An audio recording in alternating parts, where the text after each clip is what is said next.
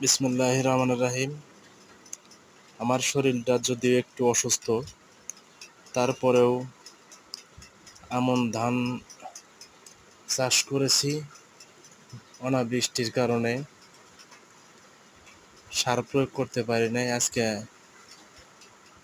একটু সময় পেয়েছি, সময়ের মধ্যেই সার প্রয়োগ করলাম।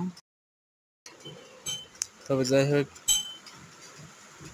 ধান এমনি ভালো হয়েছে। আপনাদের দোয়া চাই। মনোরম পরিবেশ।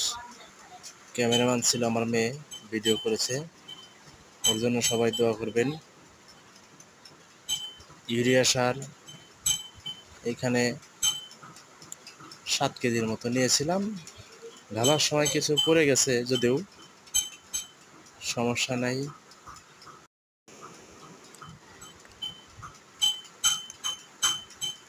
আমি মাথায় একটা ক্যাপ মাথায় দিয়ে সার প্রয়োগ করলাম। হাঁটু পানি। কিছু মাছ আছে এর মাঝে, মাছগুলা পায়ের নিচে বাজে। ধরতে চাই, কিন্তু সার দেওয়ার সময় তো আর মাছগুলো ধরা যাবে না।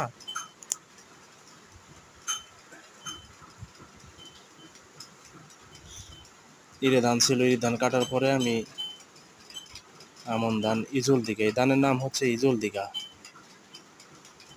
যদি বর্ষা হয় তবেও ধান হবে, না হলে যতটুকু পানি আছে আল্লাহর রহমতে এতেও সুন্দর ধান হবে। তবে আপনারা দোয়া করেন, আমার চ্যানেলটি সাবস্ক্রাইব করবেন। ভবিষ্যতে আরও সুন্দর সুন্দর প্রাকৃতিক দৃশ্য নিয়ে আপনাদের সামনে হাজির হব। আমার ইউটিউব চ্যানেলটি সাবস্ক্রাইব করবেন।